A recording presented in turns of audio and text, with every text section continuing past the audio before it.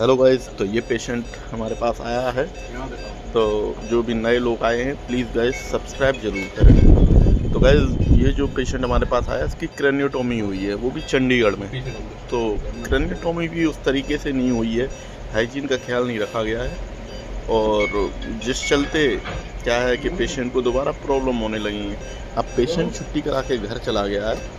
घर पे भी बहुत सी बार ऐसा होता है कि अस्पतालों से पेशेंट को बढ़िया करके भेजा जाता है, लेकिन घर पे हाइजीन मेंटेन नहीं हो पाता है। अब आप सब लोग कहेंगे भाई तुम तो स्टेराइल नहीं हो और राइस ट्यूब ऐसे निकाल रहे हो।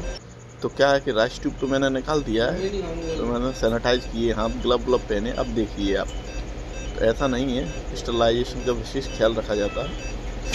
तो हमारे जो न्यूरो सर्जन आए थे सर, उन्होंने बताया है कि सारी चीज़ें इनकी बदलनी है, राइस ट्यूब भी बदलनी है, कैथेटर भी बदलना है और गले में एक टेकिस्टोमी ट्यूब है उसको भी बदलना है। तो आज हम सब सारी चीज़ें बदलने वाले हैं। बदलने के बाद पेशेंट को सीवियर इन्फेक्शन हुआ है, जिसके कारण इसकी स्थिति ऐसी हो गई है, भयावह है, कमज़ोर हो गया है। तो भाई वही है, इन्फेक्शन पे कंट्रोल करते हैं और बहुत सारी चीज़ें ऐसी हो जाती हैं। हाइजीन तो मेंटेन करना ही पड़ेगा।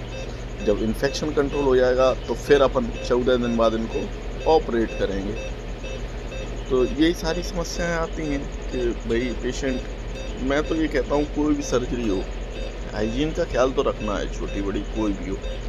तब इनका यूरिन बैग अपन ने कनेक्ट कर दिया है नया, पुराना वाला आप देख रहे हैं फेंक दिया है। अब इनको राइस ट्यूब डालेंगे अपन, क्योंकि सर सजेशन दे के गए हैं भाई 2 आवरली 100 ml देना है, तो रश ट्यूब डाल रहे हैं। अब क्या है, जब इन्फेक्शन कंट्रोल हो जाएगा अपन से पूरी तरह, तो अपन 10-12 दिन बाद फिर इनकी सर्जरी होगी एक, क्योंकि सर की हड्डी जो होती है वो पेट में रख दी जाती है। अब वो हड्डी वापस पेट से निकाल के सर में जाएगी।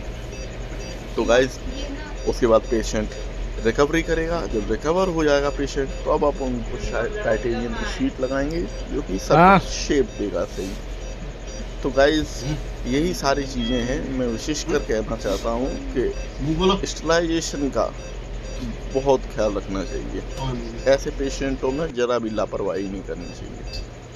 तो यही सारी चीज़ें हैं। राइस ट्यूब डल गया है, अब अपन इसकी प्लेसमेंट चेक करते हैं कैसा है, क्या है, सही डला है कि नहीं। क्योंकि मैडम कह रही थी गले में है, मुंह में है, सॉरी। तो अब क्या है कि कंफर्म कर लेते हैं, एयर से समझ में आ जाता है। एक बार और कंफर्म करेंगे स्टेथो लगा के।